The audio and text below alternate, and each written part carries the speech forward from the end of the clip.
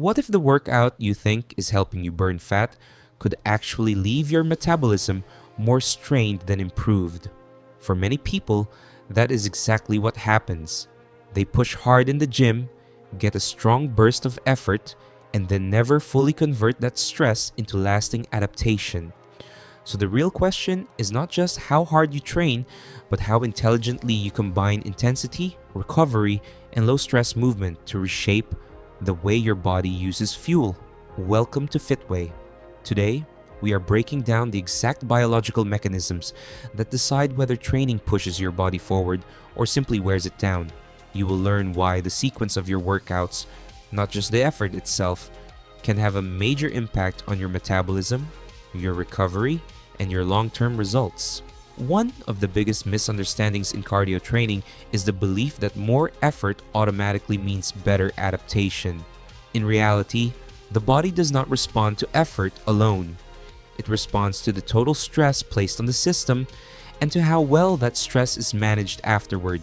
At the center of this process is a molecule called PGC1-alpha. It acts like a control hub, helping the cell decide whether it should build more mitochondria, strengthen the ones already there, or slow things down to protect itself from damage. That is why exercise can be a double-edged sword. In the right dose, it creates adaptation. In the wrong dose, or without enough recovery, it can keep the body stuck in a state of constant defense. When that happens, you are not really training for growth anymore. You are just asking the system to survive another round. High-intensity interval training, or HIIT, is powerful because it creates a sharp and immediate demand on the body.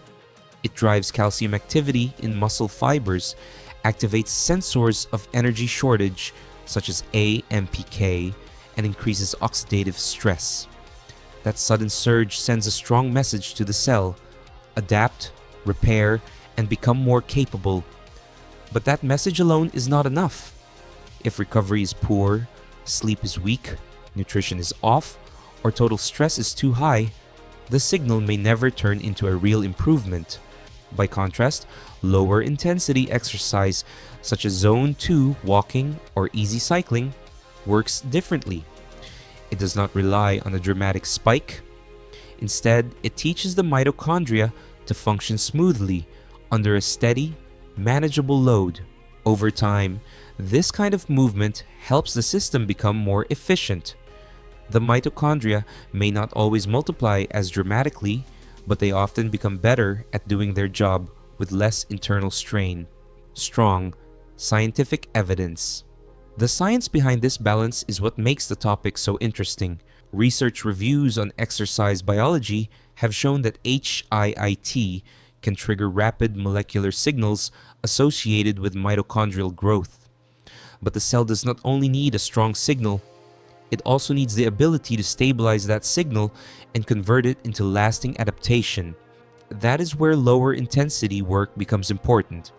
Some research has shown that while HIIT can raise proteins involved in energy production, moderate intensity training supports the mitochondrial process that help the cell stay stable and resilient. In simple terms, HIIT can create the pressure that pushes change, while lower intensity work can help the system organize that change without breaking down. A useful analogy is this: HIIT builds the horsepower, but lower intensity training helps create the cooling system, the wiring, and the long-term reliability that keep the machine running. This matters a lot when people talk about fat loss, especially visceral fat. Many people assume that the more intense workout always burns more fat in a visible, direct way. But the body is more complicated than that. Research comparing HIIT in moderate continuous training has found that the difference in fat oxidation is not always as dramatic as people expect. Both styles can be effective, but they do so through different routes. Low-intensity work improves the body's ability to use fat through repeated practice, while HIIT improves overall capacity by expanding the system's upper limit. The same idea applies to VO2 max. Both forms of training can improve it, but they may do it through different biological pathways. HIIT tends to push the heart and lungs toward their maximum output, which can increase stroke volume and total blood delivery. Steady state work, on the other hand, helps the body become better at extracting oxygen at the muscle level and improving capillary function. So HIIT raises the ceiling, while lower intensity work raises the floor. When it comes to metabolic health, insulin sensitivity is one of the most important markers. Studies have shown that HIIT can improve fasting glucose, lower HbA1c, and increase GLUT4 expression, which helps move glucose into cells more efficiently. That is a strong benefit. But rapid improvement in blood sugar handling does not always mean the whole system is healthy underneath. If the body is constantly under stress and recovery is weak, the gains can be fragile. You may see better numbers on paper but still feel unstable, burned out, or inconsistent in energy. That is why a strong metabolic base matters so much. A body that can handle low-intensity movement will often has a much better foundation for higher intensity work. Without that foundation, the stress from hard training can accumulate faster than the body can recover from it. In other words, the goal is not to choose between HIIT and low-intensity movement. The goal is to use both in the correct sequence. To get the best adaptation, your training needs structure. First, build a foundation with regular low-intensity movement. Zone 1 or Zone 2 work can help stabilize energy, support recovery, and make the nervous system less reactive. This type of movement is not flashy, but it is extremely valuable. It teaches the body to stay calm while still producing energy, and that calm efficiency becomes the base on which everything else is built. Once that base is in place, add HIIT strategically. For most people, 1 to 3 HIIT sessions per week is plenty. More is not automatically better. The purpose of high-intensity work is to create a strong signal, not to keep the body under non-stop pressure. If the signal is too frequent, the body may stop adapting and simply start surviving. Timing also matters. Many people tolerate intense work better earlier in the day, when energy is higher and the body is better prepared to handle stress. Lower intensity movement, by contrast, often fits well later in the day because it helps the nervous system shift into a calmer state and supports recovery. The key is to organize training in a way that works with your biology instead of fighting against it. For structured HIIT, one useful approach is the Norwegian 4x4 model. 4 minutes of hard work, followed by 3 minutes of recovery, repeated for 4 rounds. That style is demanding, but it is also easy to track and scale. If someone is newer, more deconditioned, or already dealing with a lot of stress, a simpler version may be better. 30 seconds hard, then 2 full minutes of recovery can still create a strong training effect without overwhelming the system. Another effective method is the descending ladder approach. You begin with a longer hard effort, then reduce the duration in stages.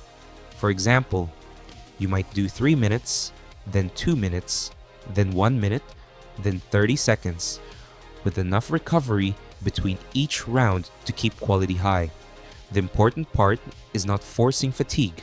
The important part is making sure the body can actually recover between efforts so the training signal remains productive. Nutrition around training also matters. After a hard session, the body is in a state where it is looking for support and recovery. A small amount of fast-acting carbohydrate can help bring the system out of a highly stressed state and support the refill of energy stores. For many people, this does not need to be complicated. The goal is not to flood the body with food.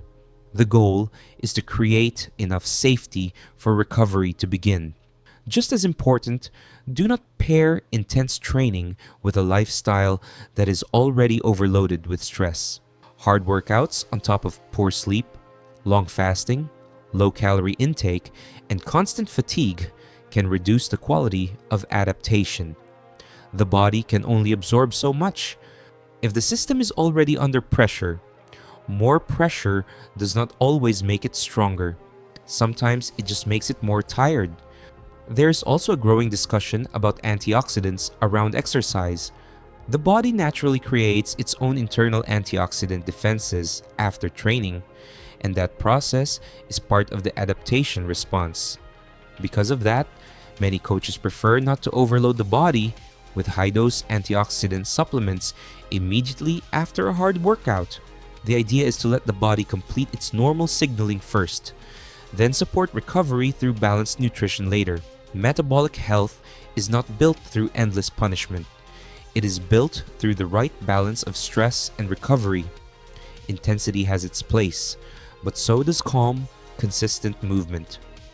When you combine them well, you do more than burn calories. You teach your body how to adapt, how to recover, and how to become more efficient over time. Raise your performance ceiling, raise your recovery floor, and give your metabolism a reason to trust the work you're asking it to do. If you found this breakdown valuable, subscribe to FitWay, and I will see you in the next video.